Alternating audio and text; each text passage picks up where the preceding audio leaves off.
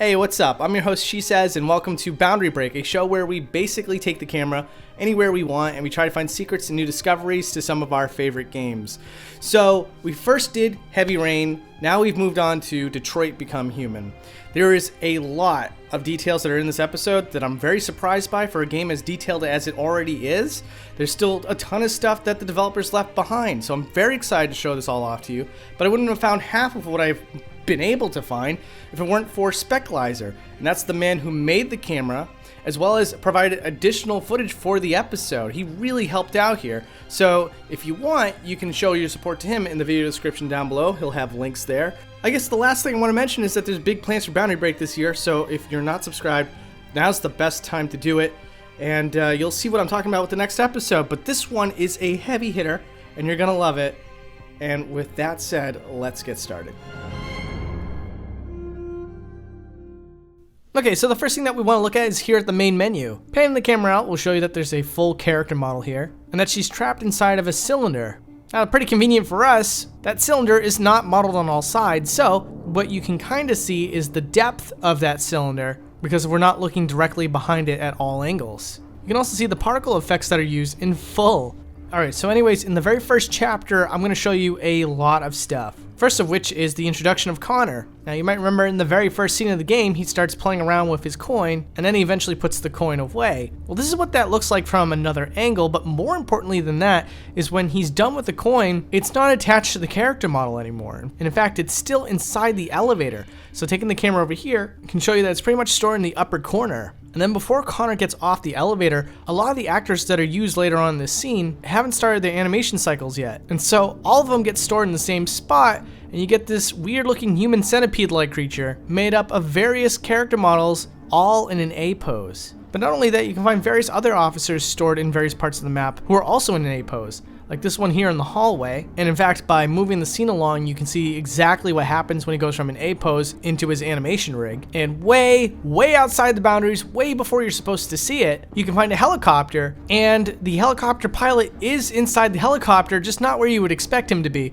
Only a small portion of his head is sticking inside of the helicopter. And if you want to see the rest of him, you gotta clip through the bottom of it to see that he's also in an A pose, with his rifle resting by his feet. And of course, we gotta check out some of the stuff in the environment. This is such an elaborate area of the game. In one of the adjacent buildings where the snipers are on the roof, there are fully modeled offices that can be seen through the windows. And so taking the camera inside can show you that everything's pretty low poly, but it does include crude geometry for the keyboard as well as a computer mouse, and all the monitors have the same wallpaper. And here's a look at some of the airships. It might be a blimp, but it's hard to say for sure. A technique that I just went over in the last episode, which was Bully, is also used here in a very modern game where the aircraft is clear. And lastly, all the way down at the bottom of the building, there's a whole bunch of models to represent traffic. And all these vehicles are pretty well detailed, to be honest with you, because you never get a great look at them. And so even though they have muddy textures, there's still a lot more detail to the textures than you would imagine. You know, for example, if you wanted to read anything off of these vehicles, you can read it. This one says taxi, this bus says downtown, and this truck's license plate is I9I900. Anyways, I guess from here we'll do a zoom out of Detroit. And you know, I would apologize for the lights that you're about to see in a second here, but let's be honest, it kind of adds to the charm.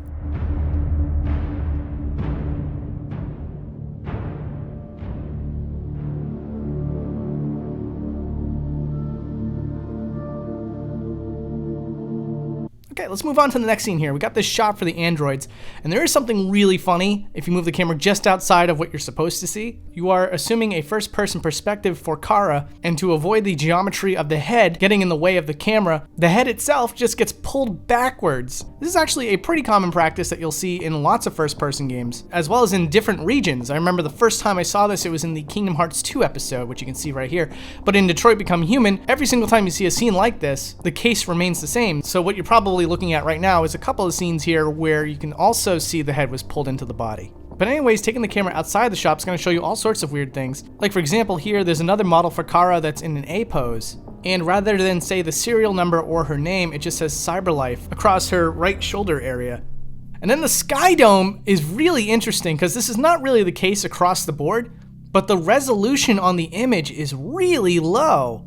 to the point where if you were allowed to see it, you could definitely make out the fact that it's pixely. And also I wanted to point this out, it's pretty funny. If you pan the camera all the way out, you can see that the ground that's used here allows the player to see one road, but behind the buildings where you obviously can't see it, that texture that gets used for the roads just keeps getting multiplied over and over and over again, to the point where it takes up almost half the map.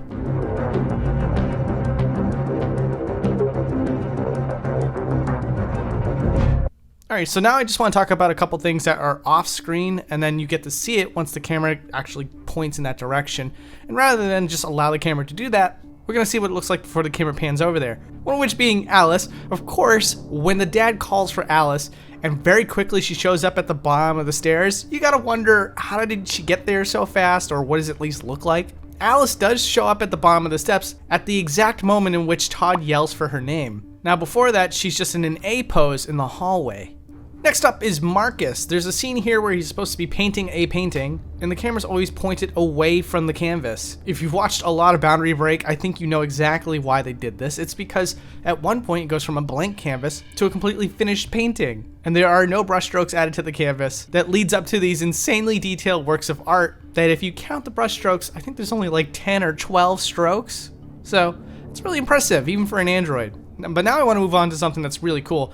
There's an incredibly brief scene where the camera is panned very far away and Marcus brings Carl into the bathroom. And surprisingly, you're never allowed to go back into that bathroom at any point in the game. So I wanted to take the camera in here to give you a much better look at what is going on inside this bathroom because it is really well detailed. You can tell that at a certain point there was an intention to allow the player in here, and I imagine it's just the set pieces that don't allow for it. Actually, I don't even know if that's the case because you are allowed to walk around freely before you go downstairs with Carl. It's really weird that they restrict you from not being able to go into this bathroom. I really see nothing wrong with that. And while we're in here, let's take a look at the closet that is completely unseen by the player. And although the textures for these books are doubled up in the study, I do want to take a moment to admire them because they have some really funny names here. Check this out. We have stuff like the Holy Grenade, which is obviously a reference to the Holy Hand Grenade from Monty Python's The Holy Grail film. There's also the Holy Anchovy Jar, which is just even more bizarre.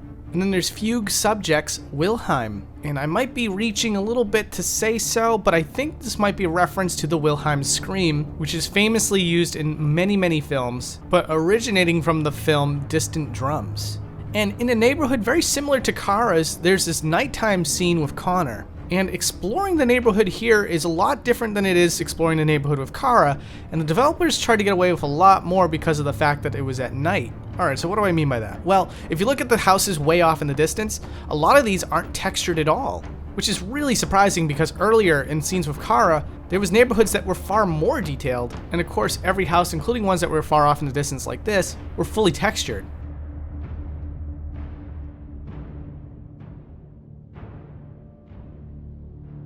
One of the biggest treats to this game is that the textures in it are insanely detailed. And sometimes the attention to that detail can be absolutely mind-bending.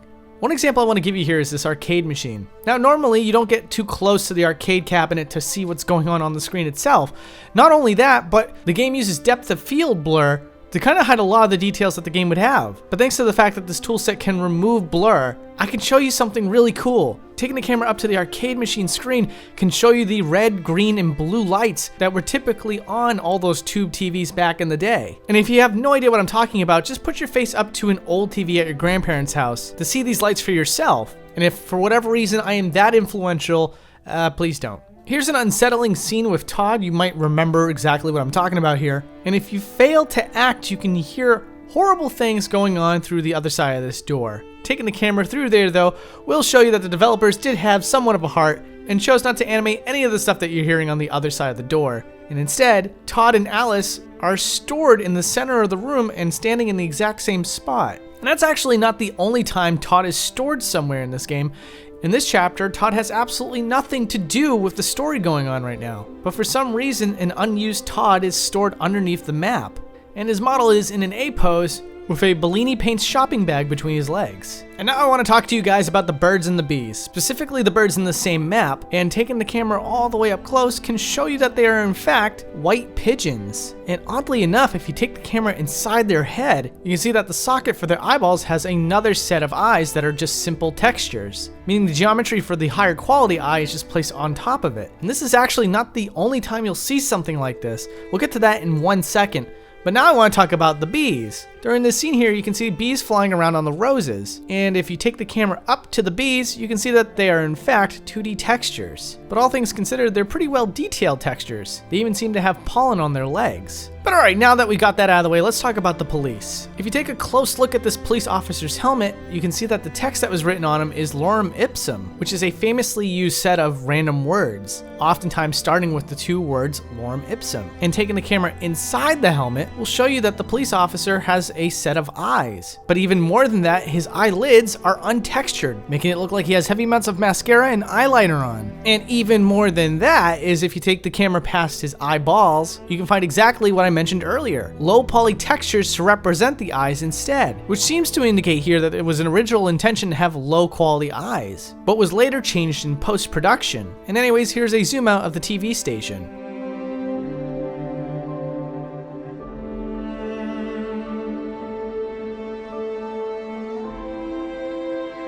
So, alright, so here's not 1, but 2 examples of text being put over a structure that's not seen by the player. The first one I want to show you is the police station. Now, normally the way this scene plays out is that Connor is already inside the police station building, and so you don't get to see the exterior of it. But taking the camera outside the building will show you that it says Detroit Police Office, with a police badge hanging over the entrance. And what's really interesting too is that this area in which this is placed is untextured, making it pretty clear that at one point there may have been a decision to have the camera point outside the building, but that decision was later scrapped. And then this scene later with the Detroit Bridge has I don't know why, but it has the word bridge written on the bridge. However, there's no conceivable angle during this scene that would allow you to see that it says bridge. In fact, the angles in which it's usually pointed at has the word bridge in reverse, because it's being viewed from behind. Also in this scene, I want to show you some great examples of resource management, which is very surprising for this game in particular because of how much extra detail the developers seem to put into the game, and how many other games where the vehicles are much further away tend to still have low poly models for the cars at the very least. But honestly, if you try to look for it while playing this scene normal, the technique that they used here was very effective, which made it all the more surprising that when we took the camera up close, it was just low quality textures to represent the car's lights. Oh, let me tell you about this unused room too. In the Zlatko mansion, you may notice that this room over here has opaque windows. And normally in a case like this, you take the camera through and you just see the geometry of the outside of the building. There's not normally a room in there, but in this case there is. Now, it's mostly unfurnished, but there is geometry for a fireplace, as well as a view from the outside from that window I was just talking about. And you probably saw this textured object over here, and you're probably trying to guess what the heck that was. Well, in truth, that's just connected to the Zlatko machine that is in the basement, which gets used later on in this chapter. Alright, so now let's talk about some even more unused stuff. In the graveyard scene where Marcus can visit Carl's grave, the camera is extremely limited in this area. And yeah, here's a couple of close-ups of a couple of graves, but that's nothing compared to what you're about to see. If we move the camera all the way up, here's what the entire gravesite looks like in one shot. But as a result of zooming the camera out, it was also discovered that there was an unused church. Yeah, if you take the camera all the way in this direction, you can find an untextured church. And it was very obvious that this was supposed to be the original placement for it as well, because it's not modeled on all sides, as it saves on resources to not model it on all ends if you're never going to see the backside of it anyway.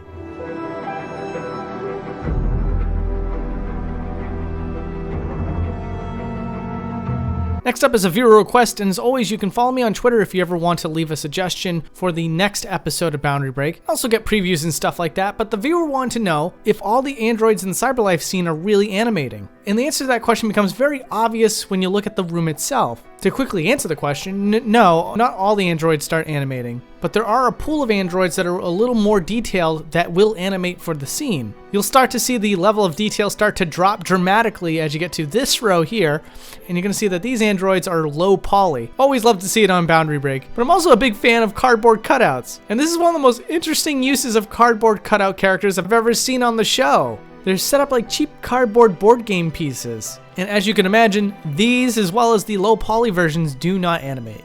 Anyways, let's round this out with a sad ending and a happy ending. There's a certain scene in the game where Hank May tried to do something pretty gruesome, and just like one of the first scenes that I showed you in this episode, the animators did not animate him doing the deed. You can see that the gun seems to spin in its chamber, which looks like a reused animation from a scene that the player is allowed to see, but it's not tied to the character itself very well, so it doesn't look quite right. And naturally, we have to end it on this note.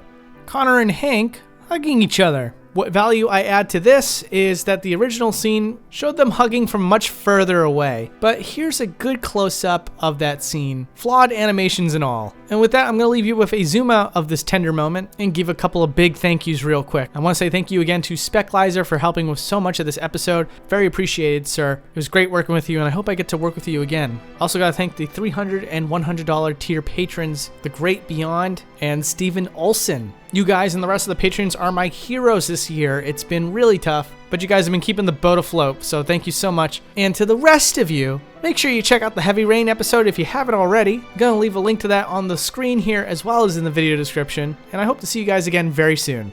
Take care.